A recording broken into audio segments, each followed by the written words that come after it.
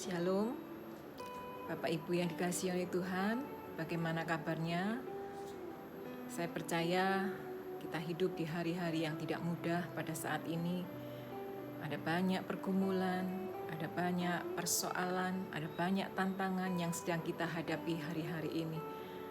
Di mana kita tinggal seakan-akan dalam sekejap semuanya berubah total. Semua begitu digoncangkan oleh sebuah virus corona yang begitu terkenal di seluruh muka bumi pada hari-hari ini. Yang melanda bukan saja di luar negeri tapi juga melanda di negeri kita Indonesia, yang mengharuskan setiap kita tinggal di rumah. Nah, perusahaan-perusahaan digoncang, para pegawai-pegawai yang bekerja merasa khawatir. Hari-hari ini ada banyak orang yang begitu dakdikduk karena mereka berdoa supaya hal yang buruk tidak terjadi di dalam kehidupan mereka. Nah, banyak orang yang mengalami kekhawatiran, dan saya percaya setiap kita juga mengalami hal yang sama hari-hari ini. Ketika telinga kita arahkan kepada berita-berita dunia yang selalu membuat hati kita takut, yang selalu membuat kita khawatir, yang membuat selalu hidup kita merasa tidak aman. Tetapi saya rindu semua jemaat Victory Family yang saya kasihi, semua tidak fokus dengan berita-berita yang di luar, tetapi marilah kita mencondongkan hati kita, mendengar dari apa kata firman. Malam hari ini saya rindu untuk membagikan kebenaran firman Tuhan yang terdapat di dalam Matius pasal yang ke-31 sampai ayat yang ke-34 yang mengatakan, "Sebab itu janganlah kamu khawatir dan berkata, apakah yang akan kami makan? Apakah yang akan kami minum? Apakah yang akan kami pakai? Semua itu dicari bangsa-bangsa yang tidak mengenal Allah. Akan tetapi Bapamu yang di surga tahu bahwa kamu memerlukan semuanya itu. Tetapi carilah dahulu kerajaan Allah dan kebenarannya, maka semuanya itu akan ditambahkan kepadamu. Sebab itu janganlah kamu khawatir akan hari besok, karena hari besok mempunyai kesusahannya sendiri. Kesusahan sehari cukuplah untuk sehari." Nah, saya akan membagikan 3 poin bagaimana kita bisa lepas dari rasa khawatir, bagaimana kita bisa berhenti dari rasa khawatir. Nah, saya percaya ada banyak orang yang mengalami kekhawatiran di dalam hidupnya. Yang pertama, firman Tuhan ajarkan kepada setiap kita untuk lepas dari kekhawatiran adalah mengenal Tuhan yang adalah Bapa kita.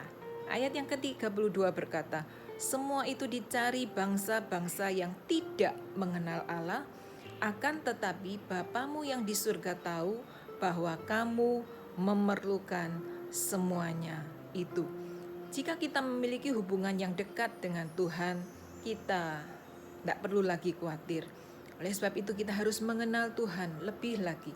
Sebagai orang percaya, kita memiliki Bapa surgawi yang berjanji akan memelihara di dalam hidup kita, sebab kita adalah anak-anaknya.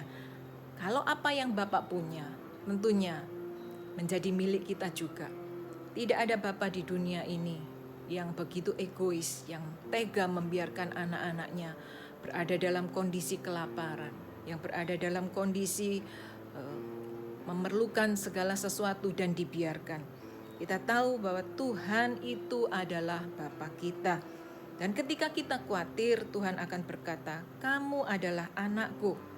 Kenapa berperilaku seperti anak yatim piatu?"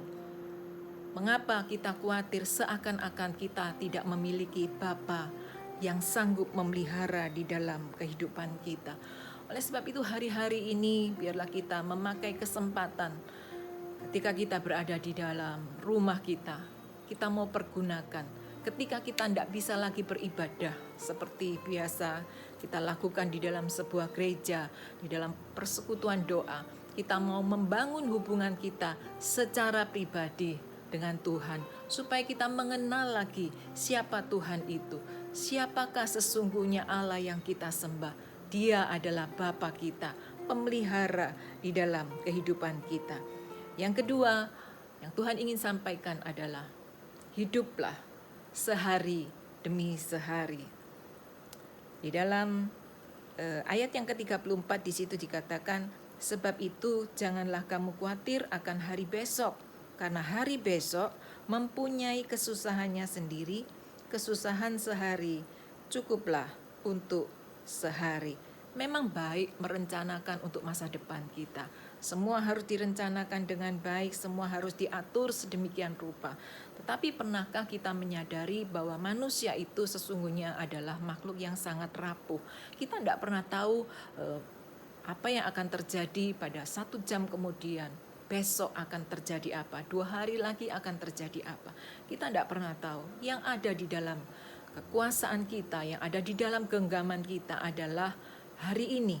Oleh sebab itu, kalau hari ini kita bisa menyelesaikan semua masalah kita, kita semua disertai oleh Tuhan, kita dipelihara oleh Tuhan sepanjang hari ini, biarlah ketika kita menjelang akan tidur, kita boleh menaikkan ucapan syukur kepada Tuhan.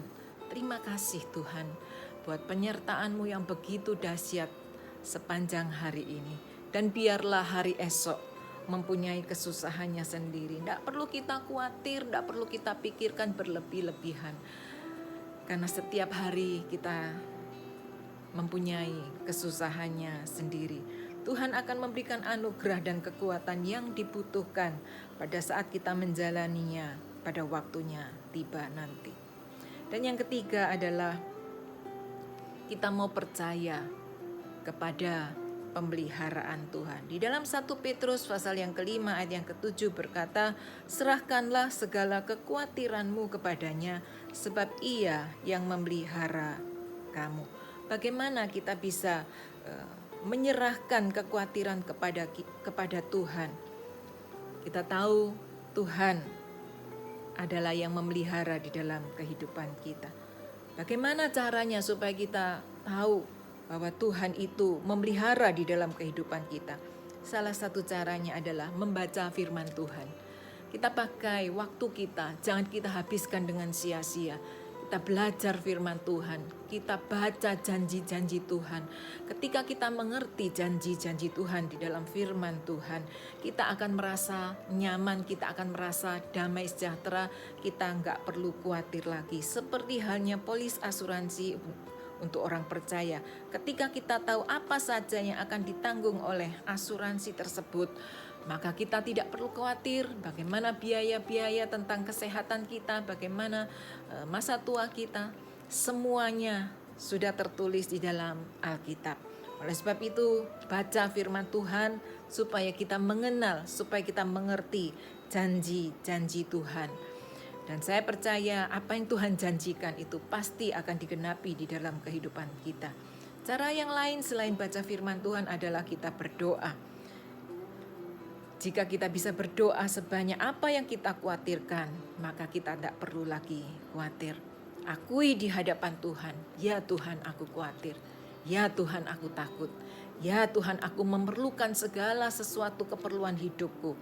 Dan percayalah ketika kita naikkan doa-doa kita di hadapan Tuhan, maka damai sejahtera itu akan penuh di dalam kehidupan kita.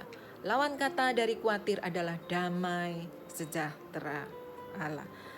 Ayat yang terakhir di dalam Filipi pasal yang keempat ayat yang ke-7 berkata demikian, damai sejahtera Allah yang melampaui segala akal akan memelihara hati dan pikiranmu dalam Kristus Yesus.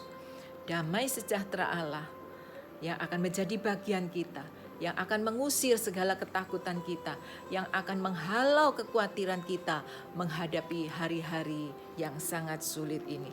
Biarlah damai sejahtera Allah memelihara hati dan pikiran kita di dalam Kristus Yesus. Jaga hati, jangan khawatir, percaya bahwa Tuhan sanggup memelihara kita. Apa yang kita perlukan? Kesehatankah, keuangankah, pekerjaankah, jodoh, keluarga? Ada banyak hal yang kita perlukan di dalam hidup ini. naikkan semua keperluan kita di dalam doa dan permohonan. Tuhan memberkati kita, dan biarlah damai sejahtera Allah itu penuh di dalam kehidupan kita. Kita sama-sama tutup di dalam doa. Kami mengucap syukur Tuhan untuk berkat-Mu yang luar biasa melalui firman Tuhan yang kami terima. Kami serahkan segala kekhawatiran, ketakutan, keperluan kami.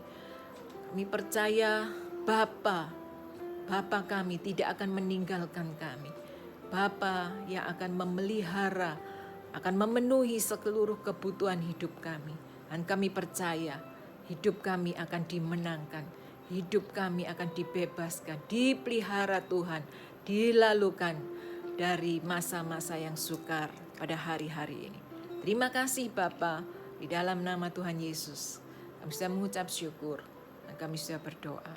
Haleluya. Amin. Tuhan Yesus memberkati kita semua.